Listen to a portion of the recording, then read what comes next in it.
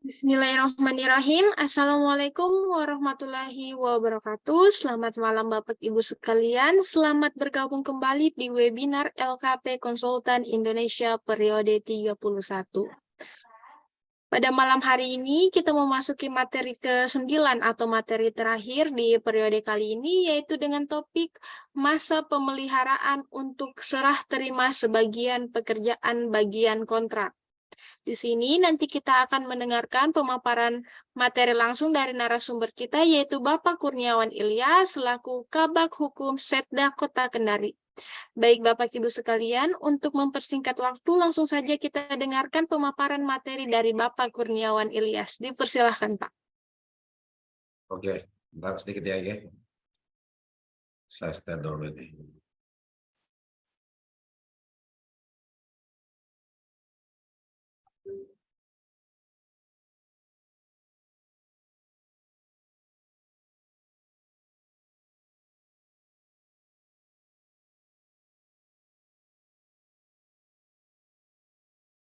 Pemeliharaan. Oke.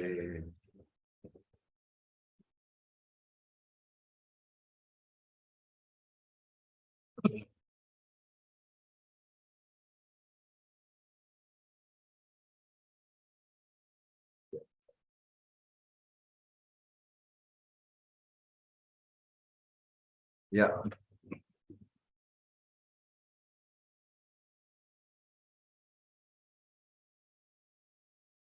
Baik, terima kasih. Assalamualaikum warahmatullahi wabarakatuh. Selamat malam. Salam sejahtera. Materi malam ini tidak jauh beda ya dengan materi sebelumnya. Hanya yang membedakan secara substansi adalah masa pemeliharaan ya. Jadi ada masa pemeliharaan yang dimana sebagian, ya, jadi ada di masa pemeliharaan di mana ada sebagian pekerjaan yang diserahkan. Nah, masa pemeliharaan ini harus diartikan bahwa ya berkaitan dengan pekerjaan yang sudah diserah terimakan sebagian pekerjaan dari bagian kontrak. Jadi ini ketentuannya. Jadi masa pemeliharaan ini untuk serah terima sebagian ya dari bagian kontrak. Jadi ada bagian kontrak, ada pecahan dari sebagian kontrak, itulah yang diserah terimakan di masa pemeliharaan. Kita lihat ya ketentuannya ya, dasar hukum, konsep pemeliharaan dan penyusunan dalam salah satu kontrak. Kita lihat ya di peraturan LKPP nomor 12 tahun 2021 tentang pedoman pengadaan barang dan jasa pemerintah melalui penyedia. Nah,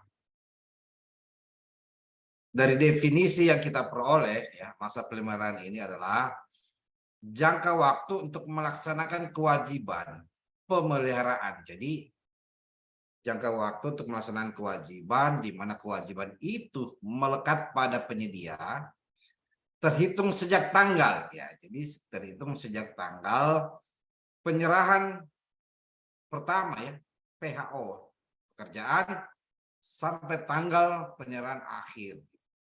Jadi itu kalau masa pemeliharaan. Setelah ya ada serah terima pertama, disitulah terhitung penyerahan disitulah terhitung masa pemeliharaan sampai akhir pekerjaan di masa pemeliharaan. Jadi penyedia ini wajib memelihara ya selama masa pemeliharaan sehingga kondisi tetap seperti pada penyerahan pertama. Jadi apa yang menjadi penyerahan pertama harus terjaga keandalannya, ya, baik volume atau kuantitas, dimensinya maupun juga mutu. Ya, mutu. Jadi masa pemeliharaan ini ya ada yang pekerjaan permanen ya, yang semi permanen 3 bulan, yang permanen 6 bulan. Dan dapat ini. Jadi ada kalimat dan dapat melampaui tahun anggaran. Jadi tahun anggaran ini kita ketahui ya, bisa tahun depan misalnya di masa pemeliharaan, lamanya masa pemeliharaan itu harus ditetapkan di syarat-syarat khusus kontrak ya. Jadi selama 3 bulan gitu. Jadi lebih dari 3 bulan itu berarti jika pekerjaan itu permanen. Lebih dari 6 bulan bukan lagi masa pemeliharaan permanen. Jadi harus dilihat kondisi. Kalau 6 bulan ke atas berarti bukan lagi kriteria ya, atau klaster atau kategori untuk pekerjaan permanen. Dan itu harus dituangkan, ya, harus disebutkan di syarat-syarat khusus kontrak. Ya, jadi memang kita tidak boleh lalai untuk menyebutkan masa pemeliharaan itu sendiri. Apakah itu permanen atau semi permanen. Nah, nanti kita akan bahas ya yang mana permanen dan semi permanen ya. Mungkin materi-materi berikutnya ya, kategori pekerjaan yang permanen sih yang mana ya. Apakah semua pekerjaan yang permanen itu terbuat dari beton, dari tulangan, ya, dari pekerjaan konstruksi yang membutuhkan apa namanya betonisasi, ya, ataupun juga pembesian, dan yang mana yang semi permanen, ya, itu juga harus didefinisikan sehingga masa pemeliharaan itu bisa masih kategori apakah semi permanen pekerjaannya atau permanen ya. Kalau yang permanen ya mungkin kita bisa lihat semua pekerjaan yang misalnya gedung di beton ya. Atau yang semi permanen ya, pekerjaan rumah transmigrasi misalnya, pengalaman jadi panitia jadi Pokja ya. Di Pokja itu waktu dana TP tugas pemantauan kami ya, waktu saya bertugas jadi Pokja, ada pekerjaan ya, ada pekerjaan rumah ya, rumah transmigrasi yang semi permanen, setengahnya batu untuk misalnya dindingnya ya, dindingnya, selebihnya adalah kayu. Apakah itu termasuk semi permanen atau yang bagaimana pekerjaan yang semacamnya ya dari hal itu, sehingga memang harus segera didefinisikan. Tapi kita akan membahas ini serah terima di masa pemeliharaan ya. Jadi ya memelihara setelah masa pemeliharaan ya berakhir, penyedia mengajukan permintaan tertulis ya kepada pejabat penandatangan kontrak untuk penyerahan akhir. Pejabat penandatangan kontrak yang menerima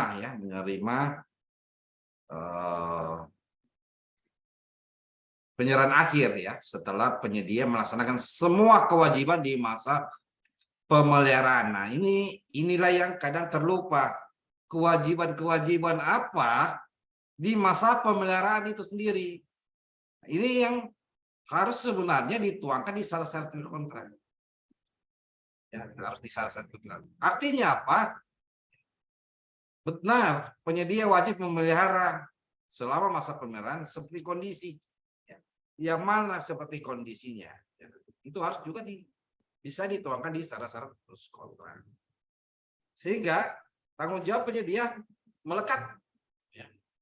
Masih terbawa pada kondisi tetap pada saat penyerahan pertama. Itu harus disebutkan.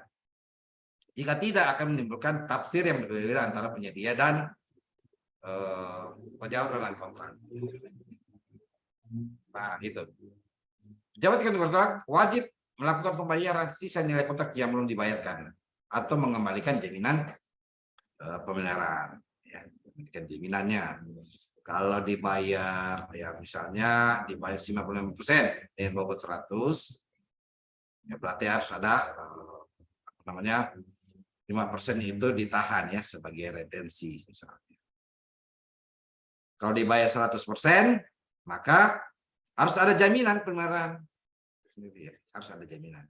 Itu kategorinya. Kalau ada sisa kontrak 5%, ya berarti ya tentu ditahan di retensinya tanpa ada jaminan pemeliharaan. Tapi kalau sudah diberikan jaminan pemeliharaan, maka dibayarkanlah 100%, yang bawah 100%. Khusus pengadaan barang, yang masa garansinya disesuaikan kesepakatan. Nah, ini penting juga untuk pengadaan barang, ya. Masa garansinya, bagaimana kita untuk mengetahui masa garansi barang? Tentu kita harus tuangkan di syarat-syarat khususnya, gitu. Untuk pengadaan barang nih, untuk pengadaan barang. Berapa lama ya masa pemeliharaan itu? Ya. Masa berlaku misalnya peralatan AC misalnya. Apakah ada pemeliharaan ketika AC itu ya mengalami gangguan, tidak dingin dan lain-lain? Itu harus tegas di syarat-syarat kontrak, ya, sehingga ketika kita komplain ya untuk mengkomplain keberatan terhadap penyedia yang misalnya pengadaan barang, maka harus tegas di syarat-syarat kontrak untuk pengadaan barangnya, masa garansinya. Dari mana kita mengukur? Ya, tentu ya ada garansi, ya ada buku garansi, ada surat garansi, ya, yang harus dituangkan di syarat-syarat kontrak. Nah, apabila penyedia tidak melaksanakan kewajiban pemeliharaan sebagaimana mestinya, ya, sebagaimana ketentuan kontrak, ya, ini juga harus diubah ya ke depannya nih. Ini kan bahasa peraturan ya LKPP ini harus bukan sebagai mestinya, tapi sesuai dengan kontrak sebenarnya, tegas. Maka pejabat pengadaan kontrak berhak ya tidak membayar retensi atau mencairkan jaminan pemeliharaan untuk membiayai perbaikan atau pemeliharaan, serta dikenakan daftar hitam. Jadi kita tahu ada daftar hitam. Dalam hal sisa nilai sisa penggunaan uang retensi atau uang jaminan pemeliharaan untuk membiayai, ya, untuk membiayai pembiayaan pemeliharaan, maka penyedia kontrak ya wajib menyetor di kas negara ya atau kas daerah. Jadi jaminan ya apabila dalam hasil pemeriksaan telah sesuai dengan ketentuan dalam kontrak, maka pejabat dengan kontrak menandatangani ya. Dan dengan penyedia berita acara serah terima akhir FAO, finally and proper. Jaminan pemeliharaan dikembalikan 14 hari setelah masa pemeliharaan itu selesai ya. Jadi itu konsep dasar bahwa pemeliharaan itu harus dipastikan bahwa di masa pemeliharaan kondisi pada saat serah terima pertama itu harus sama ya, harus sama ketika serah terima terakhir atau di masa pemeliharaan itu sendiri. Nah, kita lihat di syarat-syarat kontrak ya. Jadi 33.18 ini masa pemeliharaan untuk serah terima pekerjaan. Serah terima pekerjaan apa? Di PHO ya, di PHO. Di PHO ya. Jadi ketika sudah PHO sebagian dari bagian, maka ya tentu itulah yang masuk dalam serah terima ya. Dipelihara ya, dipelihara di jangka waktu yang ditentukan. Jadi kita lihat ini ya di syarat-syarat kontrak memang PPK harus kalau melihat ya existing bahwa itu yang sudah diserah terimakan ya, serah terima pertama yang harus dipelihara, maka ya harus menuangkan di sini masa pemeliharaan bagian pekerjaan ya dari bagian kontrak ya, bagian selama berapa hari sejak tanggal penyerahan pertama dari bagian pekerjaan. Masa pemeliharaan bagian pekerjaan atau bagian dari kontrak diisi ya bagian pekerjaan selama berapa hari dan sebagainya. Catatan ya, ketentuan di atas apabila diberlakukan ketentuan ini ya diisi apabila diberlakukan serah terima sebagian secara parsial dan sudah ditetapkan dalam dokumen pemilihan. Nah, perlu diketahui ya, di dokumen pemilihan inilah bagian ya dokumen sebenarnya rancangan kontrak ini merupakan bagian ya dari dokumen pemilihan ya, dokumen pemilihan yang diupload oleh Pokja pemilihan ya, ini ketentuannya. Ya, tadi masa pelemaran itu sama sebenarnya ya di masa serah terima pekerjaan secara parsial sebenarnya. Ya, ukurannya bagian yang tidak tergantung ya satu sama lain dan bagian pekerjaan yang fungsinya tidak terkait satu sama lain dalam hal pencapaian kerja. Pembayarannya ini kalau PHO ya kemarin ini kalau PHO. Nah ini saya ambil contoh kasus yang kemarin ya. Masa pemeliharaan bagian pekerjaan ya. Jadi ini rekapitulasi anggaran biaya misalnya persiapan jalan, jembatan dan pekerjaan lainnya. Nah,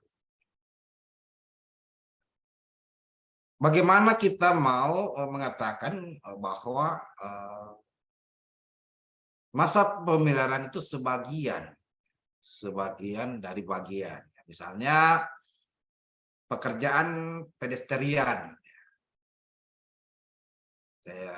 Kita pekerjaan pedestrian ya, di mana pedestrian ini ada pasangan batu sikat ya, ini bagian, apakah ini bagian kita lihat ya, berarti pekerjaan jalan. Jadi pekerjaan jalan ini ya terdiri dari bagiannya adalah pekerjaan pedestrian. Nah, dari mana mengambil analisis dokumen masa pelemahan? Pasti dari dokumen PHO, serah terima pertama gitu. Misalnya juga ya sama ya serah terima pertama. Kalau kita lihat lagi ya, kita lihat lagi ini misalnya pasangan beton non struktur. Bisa kita bagian lagi ya misalnya. Apakah pedestrian ini pekerjaan bagian dari pedestrian atau median ini terpisah fungsinya. Kalau satu kesatuan yang menyebabkan bahwa tidak adanya misalnya pekerjaan beton non struktur ini bisa di serah terima kan di luar ketimbang batu sikat, pasangan tipe D dan lain-lain ya. Berarti kita sebutkan di sini ya kalau parsialnya. Kalau tidak ya sudah kita tidak perlu sebutkan di ya perlu lagi ya. Kalau mau hitung bagiannya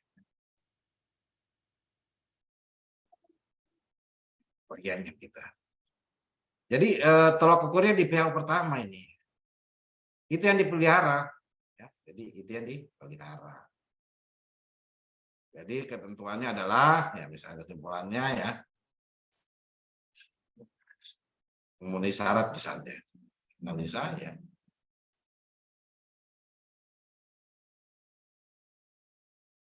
Dan kesimpulan misalnya ya memenuhi syarat dia ini menjaga keandalan. Dianalisis di mana? Di PHO ya.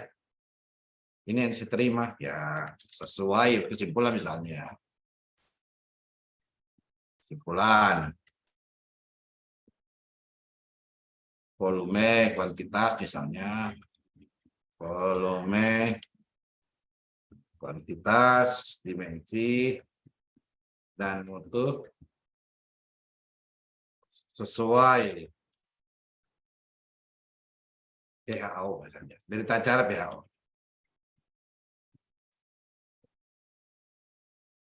Artinya di masa pelemaran kemarin ya masih sesuai keandalannya misalnya. Nah selanjutnya ini tadi ya pekerjaan jalan ada berapa item ya pekerjaan jalan? Oke. Jalan Ya, pekerjaan jalan, item pekerjaan jalan ini ya, jalan terdiri beberapa bagian-bagian ya. Ini bagian-bagiannya ada abutmen, pekerjaan struktur atas ya, pekerjaan pelengkap, pekerjaan patok penuntun, pekerjaan lereng, learning ya, bukan lereng, learning ya. Nah ini jembatan nih. Nah, misalnya pekerjaan karena ini jembatan adalah pekerjaan apa ya, mayor misalnya umum, maka kita lihat ya sebagian yang mana nih, apakah abutmen misalnya ataupun pekerjaan struktur atas. Kita lihat kembali ini jembatan ya, ini jembatan abutmen satu ini ya, abutmen. Selanjutnya pekerjaan struktur atas nih, balu girder, plug deck, dan lain-lain ya. Pipa drainase, pekerjaan pelengkap, pasangan batu belah, plesteran koneng ya, pasang marmer tebal 2, tidak pengecetan, misalnya. Pasangan batu tempel, pekerjaan struktur ya, beton K225, usi tulangan U ya, 24, acuan beton, pekerjaan landing ya, struktur K175, beton U24 dan lain, pekerjaan base culvert ya, base culvert nih, base culvert, gali tanah, orogan dan lain-lain. Nah, di pekerjaan base culvert ini harus dipahami bahwa dia berada di bawah jembatan ya, base culvert. Pekerjaan pelengkap tembok sedadah, base culvert, pelengkap ya, ini sama saja ya. Jadi ada 3 item ya, dengan pekerjaan 4 ya, dan pekerjaan lain-lain. Nah, kalau untuk ya sambil kata kuncinya adalah untuk pekerjaan, misalnya ya, ini kan pekerjaan jembatan ya, item-itemnya pekerjaan jembatan ini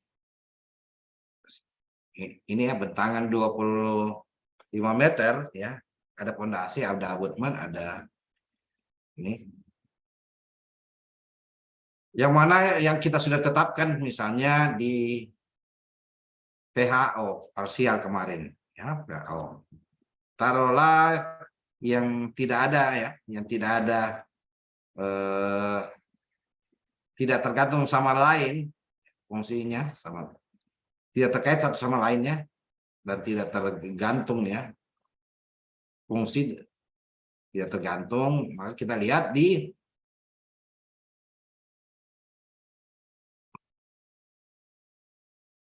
maksudnya di pekerjaan landing misalnya, railing pipa ya, bisa.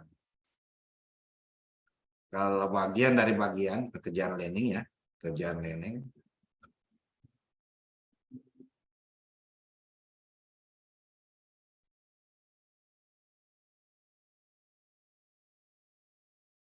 Landing ya.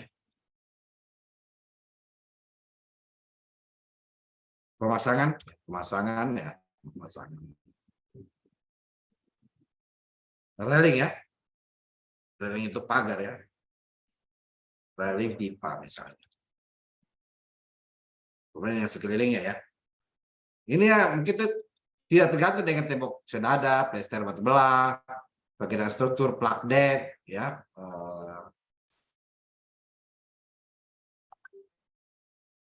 wall girder, stressing terpasang ini ya. Plug deck, diafragma ya, diafragma tengah, elastomenik, bearing ya, beton struktur, beton plat injak, plat rantai ya.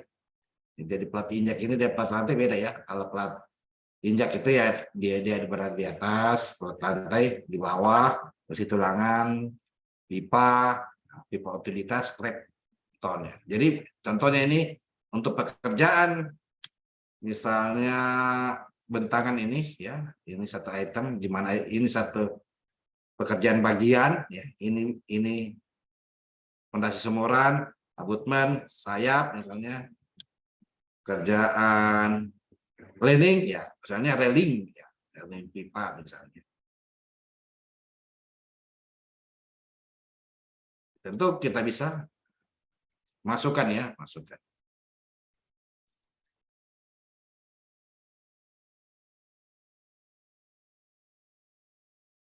Dari mana misalnya? Pasti dari mana ya tadi?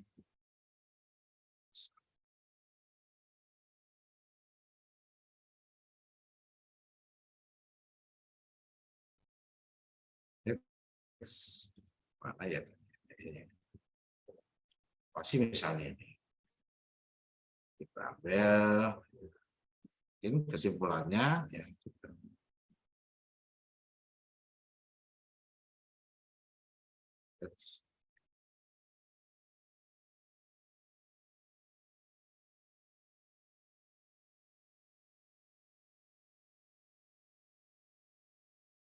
Jadi kita bisa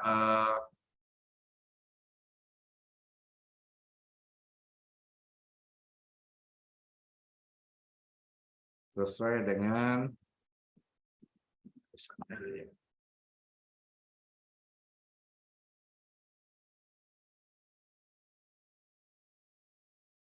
ini gitu. Ya, sesuai dengan ini. Sama halnya ya, kita bisa tetapkan ya, kalau ini kan masih pekerjaan jalan misalnya, ya, kalau pekerjaan jalan yang mana bisa oh salah ya, ini jalan ya, oh, jembatan, oh masih jembatan ini ya. Jadi kita bisa lihat di sini ya, kita bisa lihat yang mana pekerjaan yang masih bisa ya menjadi bagian. Jadi ini pekerjaan ini, kalau kita lihat. Nah, ini ada 4 item di mana persiapan kita sudah lihat. Di mana persiapan nih itemnya pengukuran boplang, ya, bagian-bagian ya, sebagian ini sebagian. Tapi ini kan kalau kita lihat dari metode pekerjaannya, metode kerjanya ini ya satu sama lain ya, kecuali administrasi dan dokumentasi bisa. Ya. Tapi kan itemnya terkecil, tapi bisa kita muat ya, bisa kita muat ini 2.500.000 administrasi ya. Yang kedua ini boplang penting ya. Ya, pengaturan lalu lintas juga masih bisa lah. Yang harus dikerja di pekerjaan persiapan ini ya, mobilitas, pemetaan gudang, ya, pengukuran boplang ini penting juga ya. Ya, boplang proyek, ya, ini masih bisa kita serah terimakan ya di PHO kemarin. Kalau kita PHO kan setelah materi sebelumnya, diserah terimakan PHO lebih dulu misalnya. Yang mana yang lebih dulu? Nah, kalau untuk pekerjaan tanah ya galian, ya, ini penting ya. Kalau tidak menggali, tidak pasti bukan pekerjaan tanah ya, urusan tanah ya, padat ya. Urpil misalnya urusan pilihan atau urusan didatangkan atau ini juga tidak bisa dipisah ya. Pekerjaan berbutiran ini, pekerjaan tanah dan pekerjaan berbutiran pasti satu kesatuan ya. Setelah sudah digali pasti ada pekerjaan LPB ya dan LPA ya. Sama juga demikian ya, lapis serap ya, pimkotnya, tekotnya, ACBC ya, sama ya, aspal konkret ya, penghamparan, pemadaman tebal 4 cm. Nah ini masih bisa ya, kalau ini masih satu kesatuan ini, tidak bisa dipisah ya. Jadi tentu kalau itemnya pedestrian ya, maka kalau ini kan ini bagian besar ya, bagian ini sebagian, bisa parsialnya kita sebutkan juga parsialnya ya. Ya, kalau kita bisa sebut pedestrian ya kita sebut saja pedestrian, karena pedestrian ini terpisah pekerjaannya dengan pekerjaan bagaimana lapis beraspal misalnya atau lapis berbutir ya, dia di tengah-tengah Ya, jadi pedestrian lebih bisa lebih di belakang daripada pekerjaan yang tanah ya, galian, LPB, LPA. Ya. Nanti pedestriannya di tengah. Atau pekerjaan ini tanah, lapis berbutir, ya pedestrian, ya ini terakhir gitu. Bisa saja karena sudah ada LPA, LPB ya, untuk menjadi seperti cetakan atau mal ini pedestrian. Jadi itu berkata metode kerja yang dijelaskan di metode kerjanya ya, metode pelaksanaan rencana syarat dan rencana kerja dan syarat-syarat. Sama halnya juga ini ya, kalau drainase, kalau pekerjaan drainase ini bisa ya, drainase karena pekerjaannya drainase ya. Ini pekerjaan drainase, item dari pekerjaan jalan ya, misalnya. Item dari pekerjaan jalan ya, drainase misalnya. Drainase. Ya, ini bisa ya, bisa kita bisa gitu. Jadi kita harus tuangkan di syarat-syarat tusuknya. Analisanya pasti kita lihat di PHO-nya ya.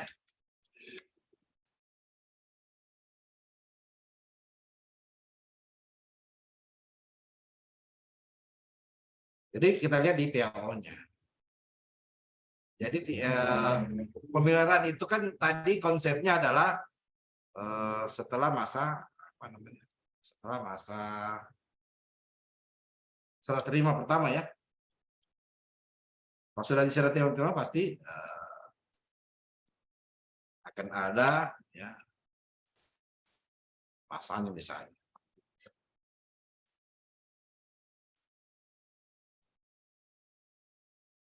Oke.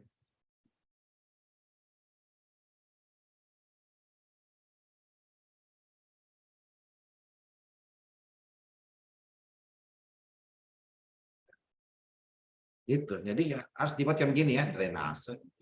Pada drainase ya pekerjaan seperti saya dulu ya. Saya dulu ini. Pekerjaan seperti apa ya? Awutmen ya drainase ya.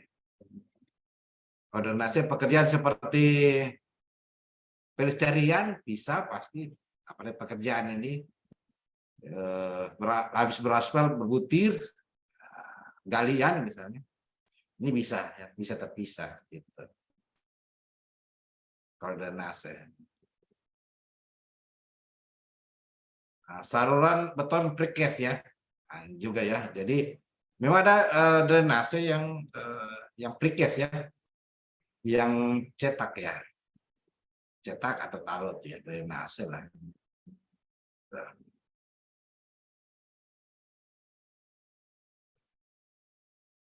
Sedangkan untuk pekerjaan kita lihat ya apakah penuntun blending pasar batu belah ini tidak bisa ya untuk pekerjaan ini, kecuali pekerjaan utilitas misalnya ya, utilitas bisa kita ini pekerjaan utilitas bisa ya. Ini tidak ya, utilitas ini satu kesatuan, apalagi pekerjaan jembatan ya, jembatan pasti sebelum jadi jembatan harus ada abutmen ya, sayap ya, tapi harus ada galian tanah dulu ya buat pondasi, pekerjaan struktur, beton siklop ya, rantai kerja, struktur ya. Jadi kita lihat ya yang mana item-item bisa diserah terimakan, sehingga pembayaran itu atau serah terima itu lebih dulu. Tujuannya apa? Untuk menaikkan ya prestasi atau volume yang bisa tercapai dengan jangka waktu yang bisa diperhitungkan ya. Gitu. Jadi begini pengukurannya untuk serah terima. Jadi serah terima di masa pemeliharaan itu berdasarkan dokumen berita acara serah terima pertama atau PHO. Itu saja yang bisa saya sajikan. Saya serahkan kepada moderator.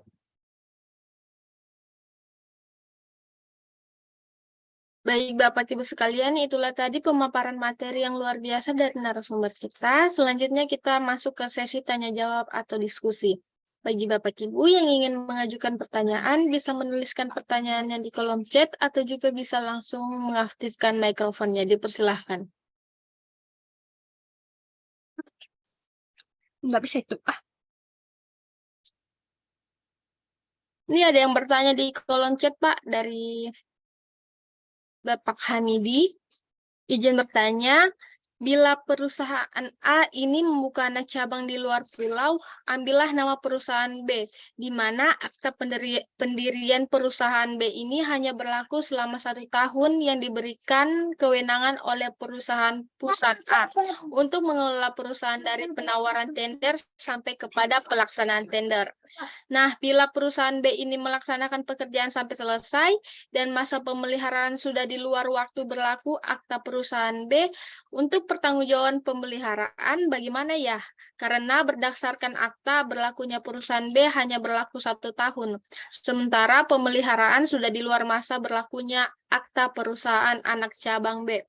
Bisakah PPK meminta tanggung jawab perusahaan A dalam kurung perusahaan pusat untuk menanggung masa pemeliharaan? Dalam hal ini PPK berkooptik dengan perusahaan anak cabang perusahaan B. Demikian, terima kasih atas pencerahannya. Mungkin bisa jawab, Pak. Ya, ini banyak sekali ya pertanyaannya. Oke, saya close video karena jaringan tidak memadai ya.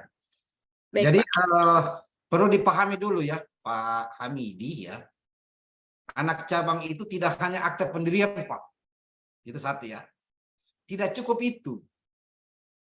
Anak cabang itu kalau mau jadi peserta tender, ya peserta tender Pak, dia harus statusnya ya memiliki NIB cabang, yang dimana di NIB nomor induk perusahaannya disebutkan, misalnya perusahaan B ini cabang di Kendari Pak. Itu beda anak cabang, beda anak perusahaan. Ya. Kalau anak perusahaan terpisah tanggung jawabnya dengan perusahaan pusat. Kalau cabang dia satu kesatuan tanggung jawab. Jadi ketika dia tender itu harus periksa NIB-nya nih. NIB-nya PT umpamanya PT Kurnia, PT Kurniawan misalnya. Nama perusahaannya PT Kurniawan di pusat. Dia buat anak cabang Kendari PT Kurniawan. Tidak hanya akta. Ya, tidak hanya akta. Dia harus akta NIB OSS-nya disebutkan dia berada di wilayah mana akta cabangnya. Karena kenapa? Sebelum terbit NIB OSS yang tertulis di lampirannya itu cabang Kendari, pasti harus ada verifikasi dari PTSP, mengunjungi lokasi di mana kantornya. Jadi bukan sekedar tender, Pak. Nah, jadi kalau Pak Hamidi adalah Pokja, sudah gugurkan itu kok cuma nama perusahaan saja, apa akta gitu. Harus disebutkan karena ada kewajiban-kewajiban yang melekat pada misalnya anak perusahaan, ya anak perusahaan cabang ya cabang di sebuah daerah yang lain gitu. Itu jadi kalau 1 tahun ya, kalau 1 tahun kita lihat nomor induk perusahaannya dulu. Ya di mana yang sudah terverifikasi ya sudah memenuhi komitmen ya untuk mengikuti tender. Ya. Jadi kalau dia lewat waktunya, ya pertanyaan kemudian nih, kalau toh juga misalnya dia lewat waktunya, ini Pokja harus menolak ini. Kalau dia NIB OSS-nya ini dia disebutkan di lampiran belakang itu bukan cabang Kendari, Pak. Kalau tendernya bisa di Kendari. Nah, bagaimana kalau dia ada gitu? Masa berlaku nomor induk berusaha itu selama-lamanya gitu. Atau juga misalnya jadi tidak mungkin 1 tahun, Pak. Kalau 1 tahun itu internal dari antara cabang dan pusat gitu. Itu internal, tidak berlaku untuk Pokja atau BPK ya. Karena yang dilihat adalah NIB OSS-nya, nomor induk berusahanya. Karena sudah terverifikasi mana kantornya, sudah memenuhi komitmen lingkungan kah, komitmen perpajakan kah. Jadi tidak begitu. Jadi tidak serta-merta menjadi taruhlah benar ya, taruhlah benar. Sementara taruhlah benar. Masih tanggung jawab pusat ya. Kalau sudah berlaku 1 tahun, itu masih tanggung jawab pusat. Beda halnya kalau dia anak perusahaan. Karena anak perusahaan, tanggung jawab pengelolaan atas perusahaan itu ya melekat pada anak perusahaan. Kalau cabang atau pusat, maka melekat juga pada pusat itu sendiri. Ya, jadi ini kan mau diambil pola-pola semacam pinjam bendera, Pak. Ini kan model-model tipikal mau pinjam bendera. Ya, sehingga dibuat soal 1 tahun, padahal untuk pekerjaan yang bisa dilaksanakan oleh penyedia yang pemenang tender itu tidak hanya modal NIB OSS sesuai KBLI. PPK harus memastikan bahwa ada beberapa pemenuhan komitmen ya dalam NIB OSS-nya sesuai KBLI-nya. Apa saja status di akta ya, atau di OSS NIB-nya itu harus sudah terverifikasi. Ya, sudah harus terverifikasi. Karena kenapa? Harus bisa melaksanakan pekerjaan kalau statusnya sudah terverifikasi. Lihat peraturan BKPM ya nomor 5 tahun 2021 tentang status verifikasi atau pemenuhan komitmen seorang bukan seorang ya badan usaha. Oke, di tender bukan jadi syarat bahwa status terverifikasi, tapi begitu dilaksanakan pekerjaan status perusahaannya ya biar dia cabang, biar dia ranting, dia harus terverifikasi. Karena ada berapa yang harus dipenuhi sebelum muncul status di NIB-nya terverifikasi itu sendiri ya. Itu yang menjadi kata kunci. Jadi kalau tanggung jawab ya kalau berakhir ya sudah kembali di pusat sendiri. Sehingga tidak ada urusan dia mau cabangnya atau rantingnya banyak. Kalau dia kantor cabang, kantor ranting, tanggung jawab kepada perusahaan pusat. Beda halnya kalau dia posisi anak perusahaan. Anak perusahaan pengelolaan keuangan, pengelolaan kepegawaian itu terpisah dari bapak perusahaan. Kalau anak ada bapak ya atau perusahaan besar di atasnya. Jadi dia cuma menyetor dividen. Ya. Dia menyetor cuma dividen itu sendiri. Atau juga penetapan penetapan status hukum cabang anak perusahaan itu Pak. Jadi hati-hati ya kalau anak cabang ya itu modus sekarang membuat pinjam bendera itu modus. Padahal mendekat tender ya sudah membuat cabang, padahal tidak cukup, harus ada NIB OSS-nya ya, harus ada kewajiban perpajakannya yang melekat di daerah misalnya. Itu yang paling penting Pak. Jadi kalau saya sarankan kalau saya Pokja, oke, saya harus lihat dulu NIB-nya nih, apakah sudah sebagai cabang atau tidak. Kalau tidak, itu akta notaris itu bukan urusannya Pokja, bukan urusannya PPK atau PA, itu urusan internal. Kalau sudah ada NIB OSS-nya kan dia didaftarkan oleh perusahaan pusat ya, perusahaan pusat. Yang kedua, pasti ketika sudah mau menjalankan pekerjaan, status perusahaan di KBLI-nya itu harus sudah terverifikasi. Demikian Pak Hamidi.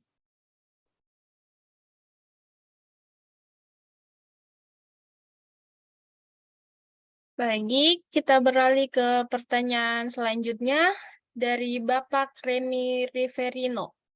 Izin bertanya, hasil perencanaan dari konsultan dilaksanakan konstruksi fisiknya secara bertahap per tahun selama 3 tahun. Bagaimana cara serah terima dan pembayaran pengawasan berkala konsultan perencananya? Silakan dijawab, Pak. Nah, ya tentu kita harus sebutkan ya hasil perencanaan dari konsultan perencana ya, hasil perencanaan dari konsultan dilaksanakan fisiknya 3 tahun ini. Bagaimana secara berkala harus disebutkan. Bisa jadi Pak Remi ya.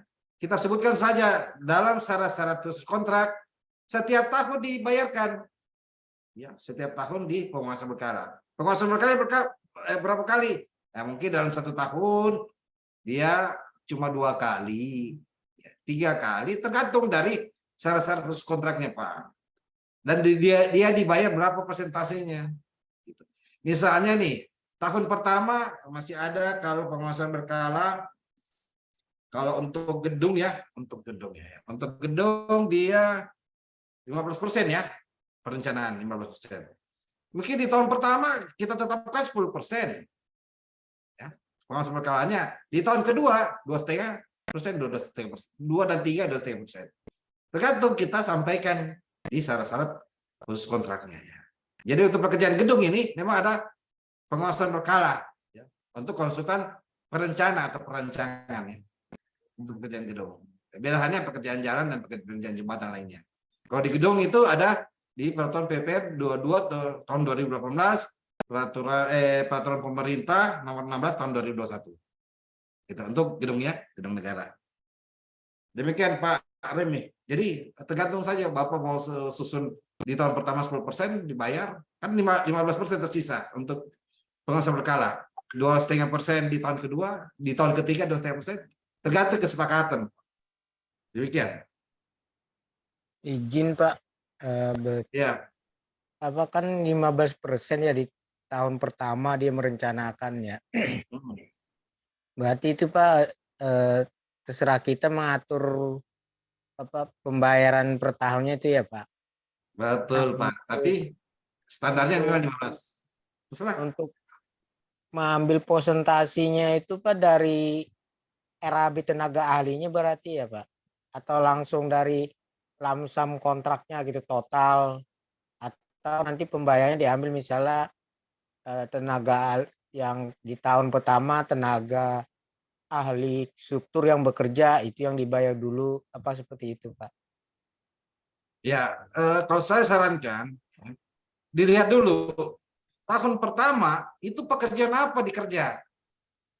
Pekerjaan mekanikal kah, elektrikal, sanitasi, plumbing, atau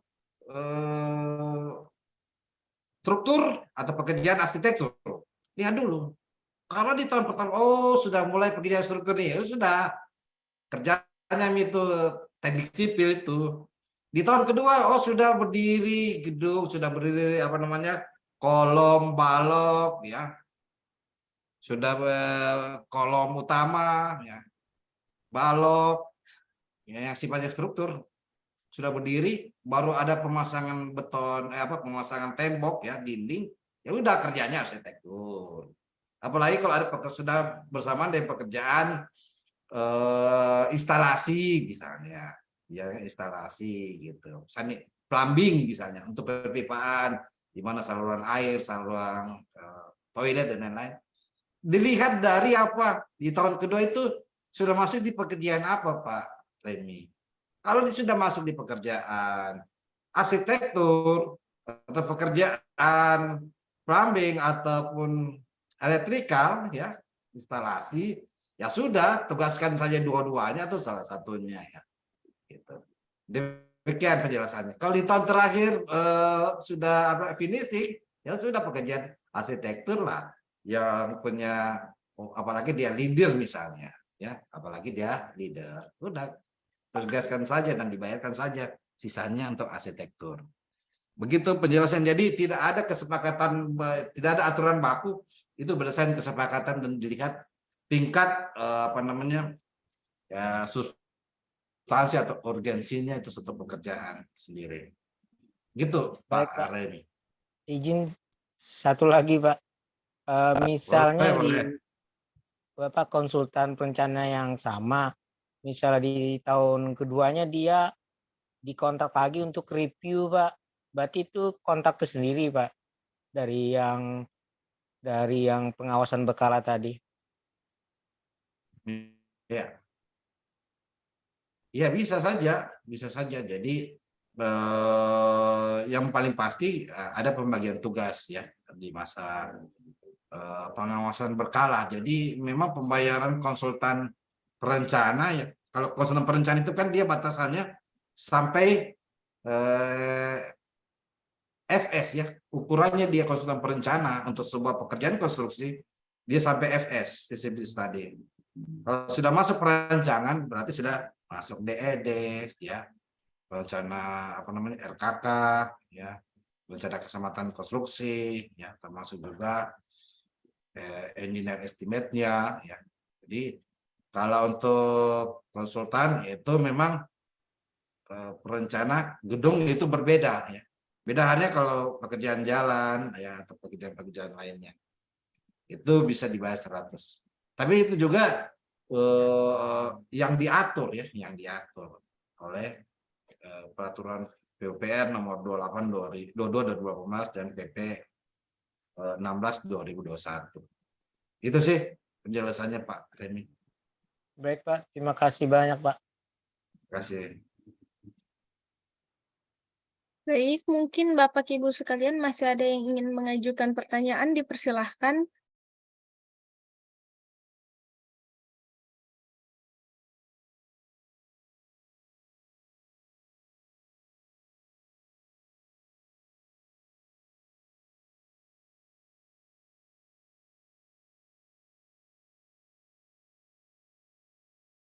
Sekali lagi, bagi Bapak Ibu yang ingin mengajukan pertanyaan, dipersilahkan.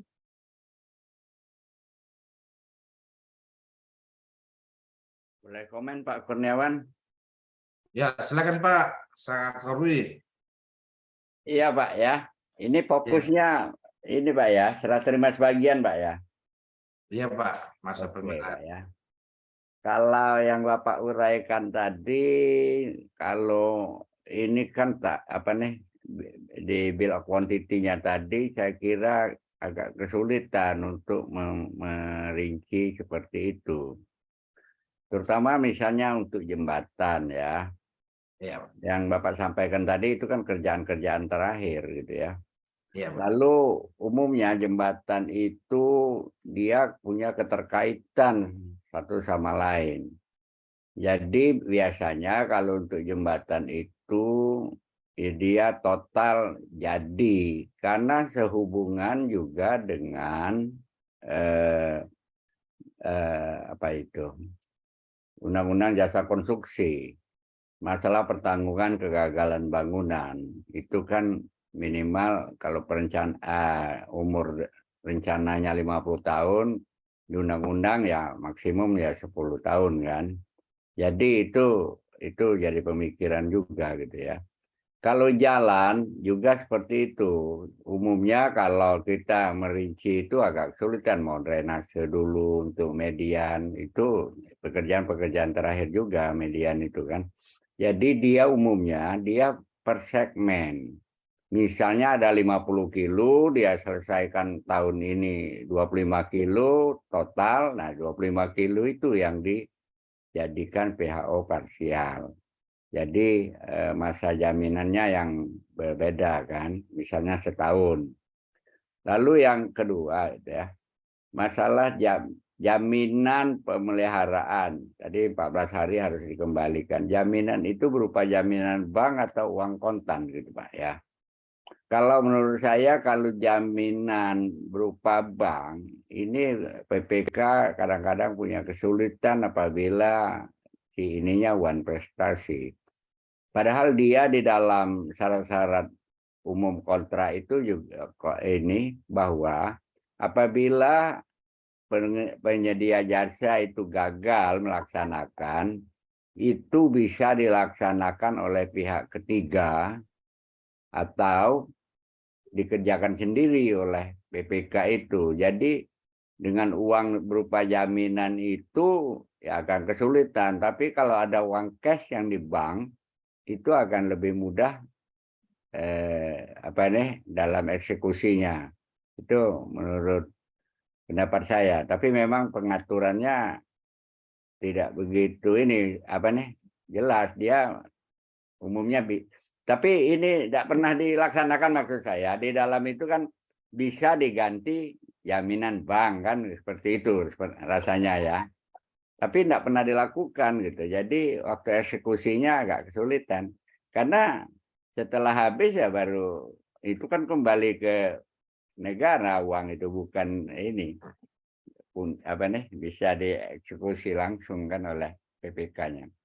Ini mohon tanggapan pencerahannya. Terima kasih Pak. Ya.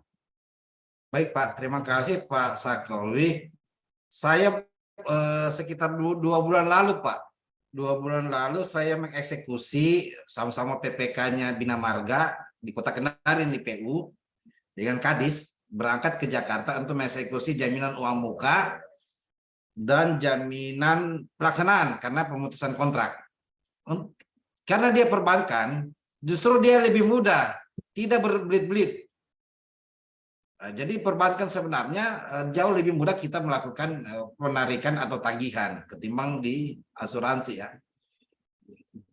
2 bulan lalu Pak, saya ke Jakarta sama Kadis PU, Kepala Bidang Bina Marga, Kota Kendari, pekerjaan jalan ya, peningkatan jalan ya, termasuk ya kerjaan ya jalan senilai 200 miliar.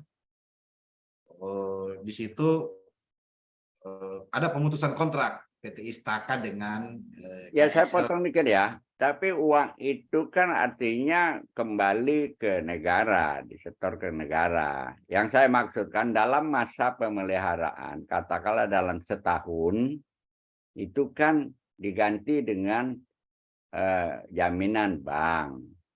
Nah, apabila di dalam masa itu ada kerusakan, tapi penyedia jasanya tidak melaksanakan, itu kan harus bisa dikerjakan oleh pihak ketiga atau oleh PPK itu sendiri. Ya. Nah, dananya itu maksud saya, karena itu berupa jaminan. Gitu. Kalau berupa uang di bank, uang cash katakanlah, jaminan uang itu kan bisa dieksekusi oleh PPK. Itu yang saya maksudkan gitu Pak. Makasih. Oh iya, ya. Jadi memang bisa kalau gini. Pengalaman saya memeriksa kontraknya ya, pekerjaan Bina Marga itu setiap MC itu MC 1, 2 dan 3 itu memang dipotong 5%, tanda kutip disebut retensi gitu, pertama. Yang kedua, kalau ada uang memang di kas daerah ya itu bisa ditarik atau langsung digunakan untuk pihak ketiga lainnya, termasuk juga oleh PPK yang bisa mengerjakan. Dalam ilmu keuangan itu disebut kas transitoris, materi saya sebelumnya. Dia cuma transit ke kas. Jadi bisa digunakan langsung. Iya. Jadi bisa digunakan langsung tanpa harus lagi menunggu ya, pembahasan dan lain-lain. Ya, jadi itu disebut kas transitoris. Kalau di APBD dia disebut kas. Jadi pengetahuan baru bagi saya. Itu tidak pernah teman-teman melaksanakan itu soalnya. Oh iya. Ya jadi kalau di Pemda ini pengalaman saya dampingi pekerjaan jalan ini pemutusan kontrak ini sampai kami digugat ini di pengadilan itu karena itu tadi bisa langsung digunakan, dihitung kembali yang mana uang muka yang sudah mereka ambil oleh penyedia itu ditarik berdasarkan jaminan itu dan itu langsung digunakan langsung disebut sebagai dana PEN karena itu sumbernya dana PEN, program pemulihan ekonomi nasional, dan yang jaminan pelaksanaan bukan disebut dana PEN karena uang prestasi dari penyedia, masuk di kas transitoris namanya. Kalau di APBN sama sebenarnya. Tidak ada masalah. Ya. Langsung digunakan. Makasih. Nah, kalau untuk pekerjaan tadi memang ya sulit kita pisahkan drainase, pedestrian, median, tapi bisa kita atur kalau Kalau harus kita atur. Kalau kita bicara segmen atau STA 0, 1, 2, dan 3 itu bukan pekerjaan yang disebut parsial, tapi pekerjaan yang disebut bagian ya. Karena misalnya pekerjaan jalan ini 10 kilo, 50 kilo, STA 1 dari 0 ke 1 berapa meter, 1 ke 2 berapa meter. Itu bukan pekerjaan yang disebut pekerjaan parsial. Ya, karena dia masih kategori pekerjaan jalan. Beda halnya tadi pekerjaan pedestrian kan bukan jenis pekerjaan jalan dia. Dia poros di tengahnya misalnya. Itu ya. Jadi pekerjaan parsial itu bukan yang dimaksud tadi disebut STA 1, ST 2, ST 3 bukan. Itu tetap masuk satu kesatuan jenis pekerjaannya. Seperti ya tadi ada galian, ada penghamparan, LPA, LPB, pekerjaan perbutiran, itu satu kesatuan itu sendiri. Yang tidak bisa dipisah. Beda halnya kalau pekerjaan tadi drainase precast ya, beton precast, ataupun juga pekerjaan pedestrian atau median. Itu tetap bisa. Karakteristiknya berbeda. Kalau menurut saya, menurut pengalaman saya mendampingi proyek, ya, saya lihat di sisi itu. Gitu.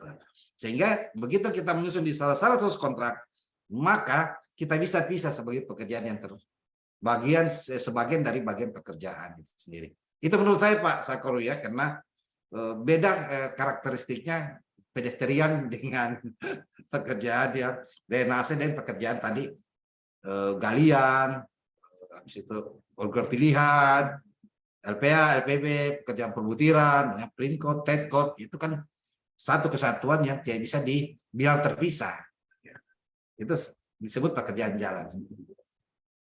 Ya mungkin aspek teknisnya mungkin Pak Soekarwi saya kira lebih aneh ya, tapi yang saya amati karakteristiknya untuk uraian pekerjaan berdasarkan analisa pekerjaannya berbeda.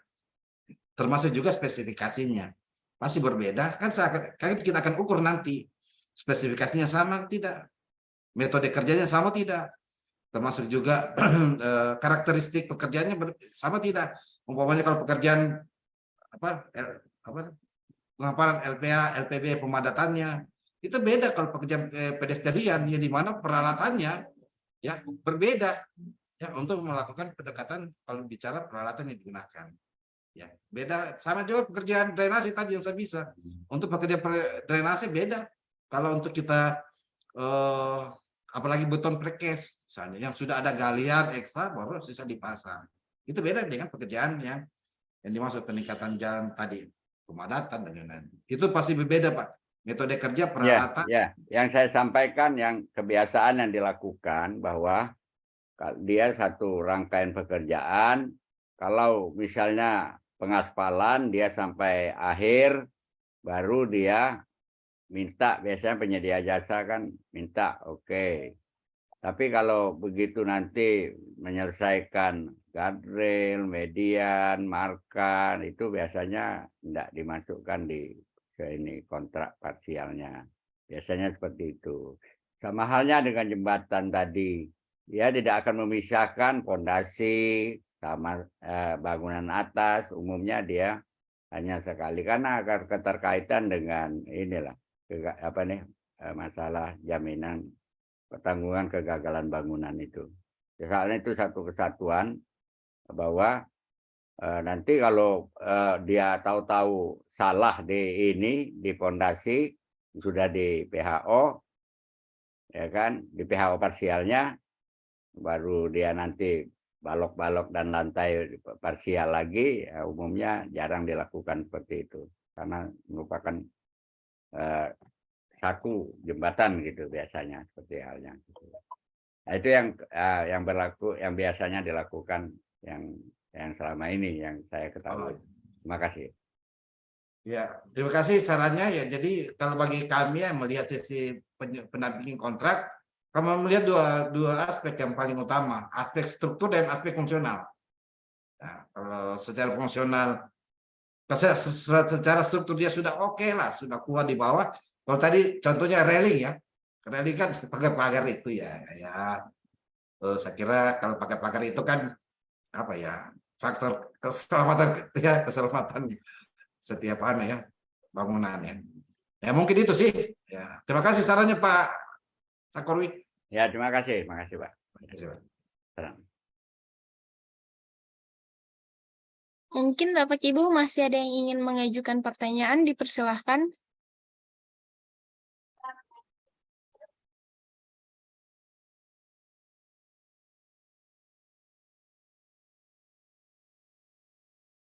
Jika sudah tidak ada, mungkin kita tutup saja ya Pak. Boleh.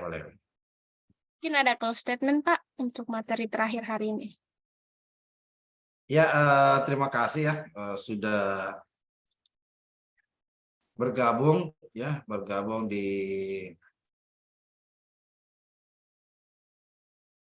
periode 31 ya. Sebentar lagi kita akan masuk di periode 32 ini yang kurang lebih sama ya, tentang pengadaan juga, ada KBLI yang menyusun KBLI juga, dan risiko-risiko dalam perizinan berusaha ya. Jadi kita tukar menukar saja pengalaman saya di Pokja kurang lebih 10 tahun ya, di auditor juga kurang lebih 2 tahun. Jadi kalau hukum juga sudah berjalan 6 bulan ini ya. Jadi kita bisa diskusi di periode berikutnya. Semoga kita bisa bergabung lagi di periode-periode berikutnya. Itu saja yang bisa saya sajikan. Saya serahkan kepada moderator.